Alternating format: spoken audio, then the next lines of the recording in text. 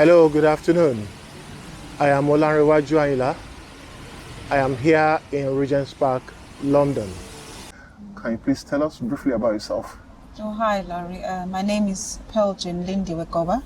I'm from South Africa.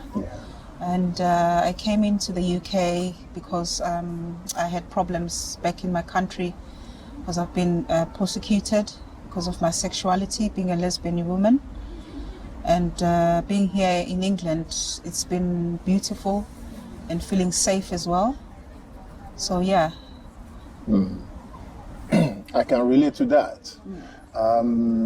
As a gay man from Nigeria, I know the problem of persecution we face in Nigeria and Africa as a whole. It's a problem of living in closets, the openness. Well, this year we've had problem of this coronavirus pandemic, and I know a lot of African LGBT asylum seekers have faced quite a lot of challenges. How have you been coping during this pandemic? Well, to be honest, when the pandemic started, I was just enjoying the social life with my fellow member, Opal.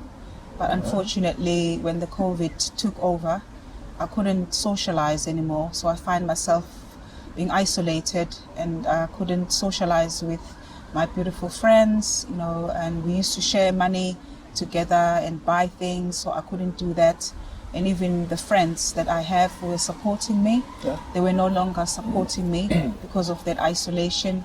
So there was not that consistent communication. So really that affected me mentally. Being with Opal has really helped me tremendously. And during the lockdown of that COVID, I was able to socialize even via Zoom. And through that, it has really, really helped me. It has eased the whole, pressure of being in this sort of situation. And those who are not connected to any community, to any charities of this kind of like Opal, really, I would suggest that they need to find themselves in that type of an environment whereby they can get support. Other than that, if they don't get that support, it will affect them. Really, that is my advice.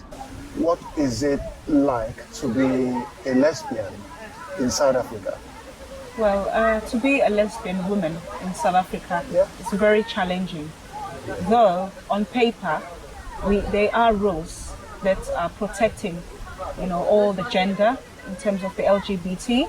However, when it comes to the reality on the practical side of things within the community, it's very, very challenging to live openly.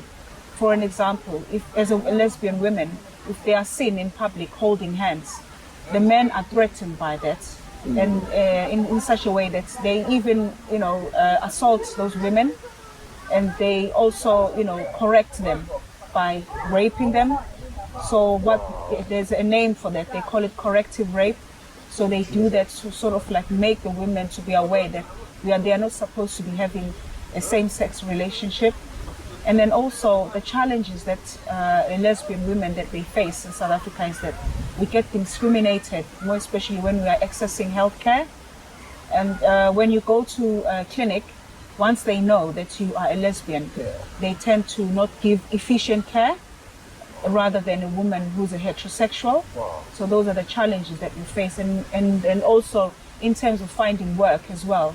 Once they find out that you are a lesbian woman or you portray that you are a lesbian woman, it becomes a serious problem. They even end up not giving you the job as such. And even if they do give you a job without them knowing that you are a lesbian, and then for a reason they find out, the men, they start attempting assault. They just assault you, and they sexually harass within the work environment.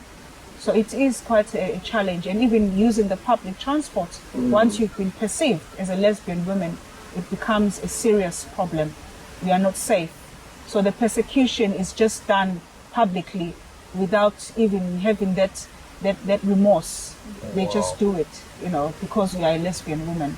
So it's suffice to say that in spite of the law that accepts the LGBT, the law permits gay and lesbian, but the culture is still backward.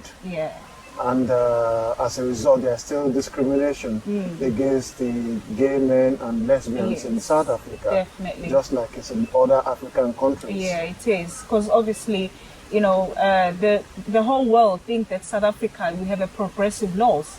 But in reality, I am speaking from my own experience. I have been through a lot of persecution because of my sexuality, you know, and it's really, really difficult to live openly.